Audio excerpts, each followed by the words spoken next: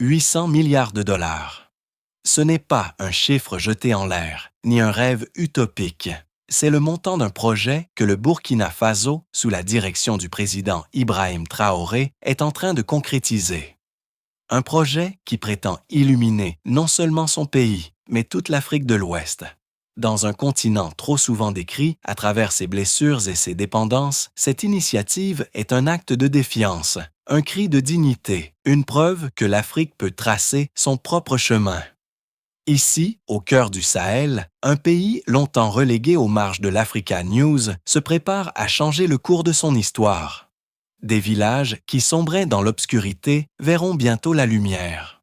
Des enfants privés d'électricité auront enfin la possibilité d'étudier après le coucher du soleil.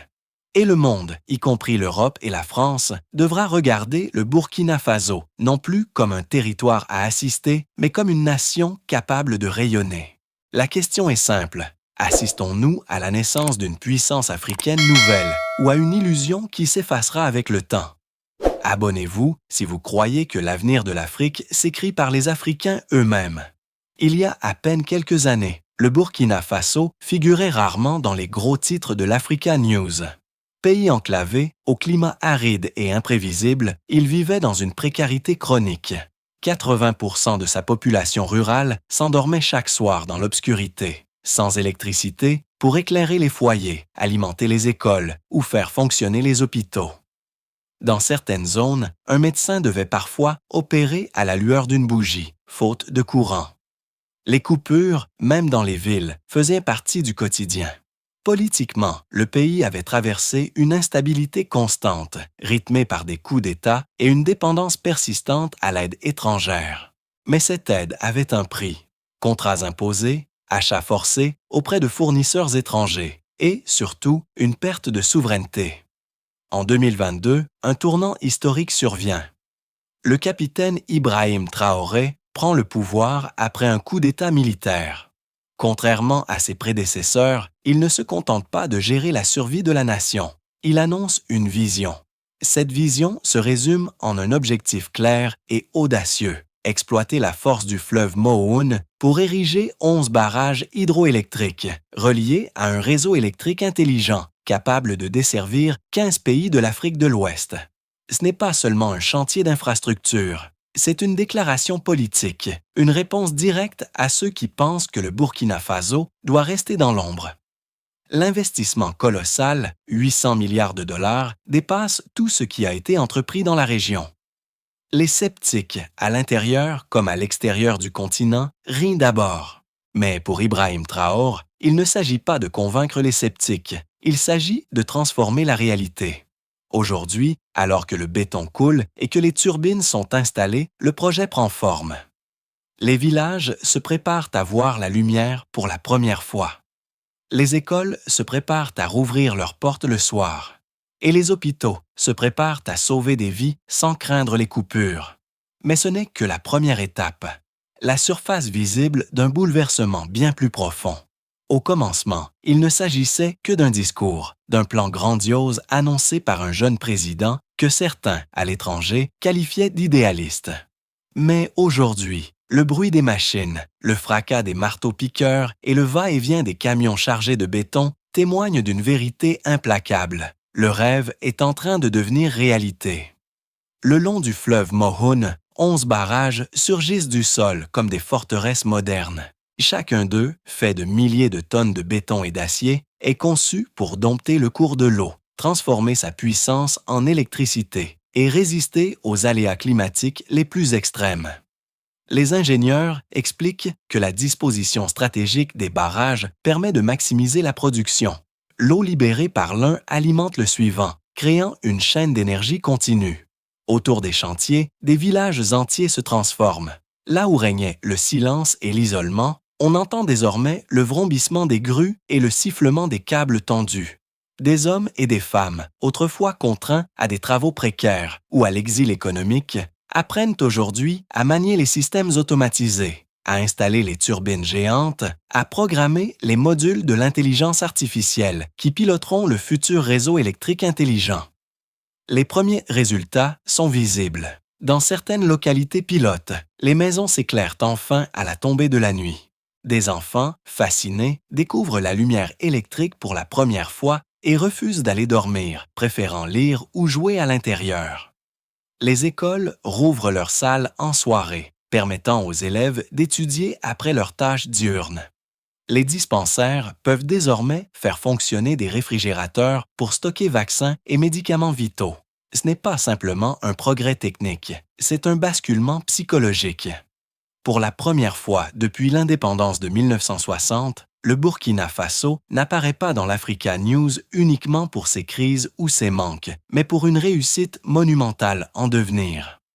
Chaque ampoule allumée, chaque machine qui tourne grâce à cette énergie nouvelle est un rappel que le pays avance, qu'il refuse de rester prisonnier du rôle qu'on lui a imposé. Et pour Ibrahim Traoré, chaque barrage terminé est plus qu'un ouvrage d'ingénierie. C'est un monument à la dignité retrouvée, une preuve tangible que le destin du pays peut être façonné par ses propres mains. À l'intérieur du pays, l'initiative d'Ibrahim Traoré a déclenché une vague de fierté rarement observée dans l'histoire récente du Burkina Faso. Les marchés, les radios locales, les réunions de village résonnent d'un même discours « C'est notre moment ». Pour la jeunesse, souvent tentée par l'émigration, l'horizon semble s'éclaircir. Les chantiers massifs offrent non seulement un emploi, mais aussi une raison de rester, de contribuer à un projet qui dépasse l'individu et inscrit chaque participant dans une page d'histoire nationale. Les anciens, témoins de décennies de promesses non tenues, observent le mouvement avec prudence, mais aussi avec un regain d'espérance. Voir des infrastructures de cette ampleur prendre forme sous leurs yeux est un changement de paradigme. Pour la première fois, ils constatent que les promesses ne restent pas lettres mortes. Dans les discussions, un sentiment nouveau émerge. La conviction que le pays n'est plus condamné à attendre des solutions venues de l'extérieur. Sur la scène internationale, les réactions sont contrastées. Des puissances émergentes comme la Chine, la Russie et l'Inde se montrent promptes à offrir leur expertise et leurs investissements. Pékin propose de créer des laboratoires satellites d'énergie renouvelable. Moscou envoie des ingénieurs spécialisés dans les grands barrages. Et New Delhi négocie un accès prioritaire à l'électricité excédentaire du futur réseau. À l'inverse, les anciennes puissances coloniales, en particulier certains cercles en Europe et en France, affichent une prudence teintée de méfiance. Au départ, les milieux diplomatiques occidentaux ont accueilli le projet avec scepticisme, le considérant irréaliste pour un pays figurant parmi les moins industrialisés de l'Africa News. Mais à mesure que les travaux avancent, une inquiétude discrète s'installe, celle de voir l'Afrique de l'Ouest redessiner sa carte énergétique sans leur influence directe. Les analystes politiques notent déjà que le Burkina Faso acquiert un poids inédit dans les négociations régionales. Le projet lui confère un rôle de pivot, capable d'influencer non seulement l'économie, mais aussi l'équilibre géopolitique de toute la région. Cette perspective ravive d'anciennes rivalités et ouvre un nouveau chapitre dans les relations Nord-Sud. La première onde de choc du projet d'Ibrahim Traoré n'a pas frappé les salles de conférences internationales, mais les ruelles poussiéreuses des villages du Burkina Faso. Là où la nuit tombait comme une condamnation inéluctable, les lampadaires commencent à dessiner des halos jaunes sur la terre battue. Les familles qui, pendant des générations, ont cuisiné à la lumière vacillante des lampes à pétrole découvrent la stabilité d'un éclairage moderne. Les effets sont immédiats. Dans les écoles rurales, les élèves peuvent désormais étudier après le coucher du soleil, et les enseignants préparent leurs cours avec un accès constant à l'électricité. Les centres de santé, souvent réduits à l'impuissance lors des coupures, fonctionnent désormais 24 heures sur 24. Les réfrigérateurs conservent vaccins et médicaments vitaux, et les équipements comme les incubateurs ou les appareils de radiologie peuvent être utilisés en continu, sauvant des vies qui, auparavant, auraient été perdues. Sur le plan économique local, l'électricité transforme les habitudes. Les petits artisans prolongent leurs heures d'ouverture, les marchés nocturnes se multiplient et les coopératives agricoles s'équipent de systèmes d'irrigation alimentés par le réseau. Dans certaines régions, la production agricole a doublé, permettant non seulement de nourrir la population locale, mais aussi de vendre l'excédent sur les marchés urbains et, bientôt, à l'exportation. Ce changement ne se mesure pas uniquement en kilowatts, mais en dignité. Chaque foyer électrifié devient un symbole que le Burkina Faso peut écrire une autre histoire que celle trop souvent rapportée dans l'Africa News, celle d'un pays qui cesse d'attendre la lumière venue d'ailleurs et qui choisit de l'allumer lui-même.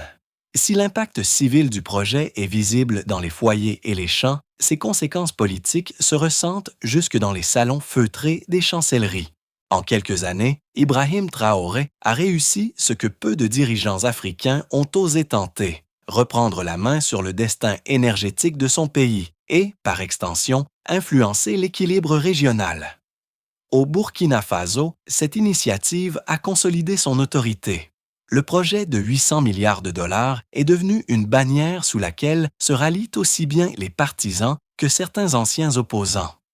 Dans un paysage politique souvent fragmenté, il crée un rare consensus autour de l'idée que le développement ne peut plus dépendre exclusivement des bailleurs traditionnels. À l'international, la posture affirmée du président intrigue et dérange. Le choix de privilégier des partenariats avec des puissances émergentes, Cuba, l'Iran, le Brésil, envoie un message clair. Le pays ne veut plus être le terrain de jeu des influences occidentales. Dans les colonnes de l'Africa News, les éditorialistes débattent. Certains saluent un acte de souveraineté, d'autres y voient un risque d'isolement stratégique. Mais pour Ibrahim Traoré, l'enjeu dépasse les alliances ponctuelles. Il s'agit de bâtir un précédent, démontrer qu'un État africain, même de taille modeste, peut négocier d'égal à égal, fixer ses conditions et imposer ses priorités. Ce précédent, s'il perdure, pourrait inspirer d'autres pays de la région à reconsidérer leur propre modèle de développement, redessinant ainsi la carte politique de l'Afrique de l'Ouest. Pour la France, l'ascension fulgurante du Burkina Faso sous l'égide d'Ibrahim Traoré soulève autant de questions que de préoccupations. Ancienne puissance coloniale, Paris suit attentivement chaque étape de ce projet monumental. Dans les cercles diplomatiques, on reconnaît que la nature même de cette initiative, financée et réalisée en grande partie sans recours aux bailleurs occidentaux, marque une rupture historique.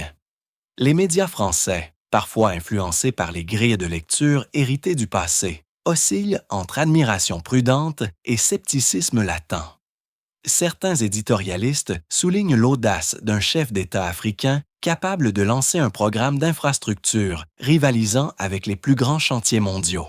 D'autres rappellent les défis logistiques, financiers et politiques qui pourraient freiner l'élan du projet.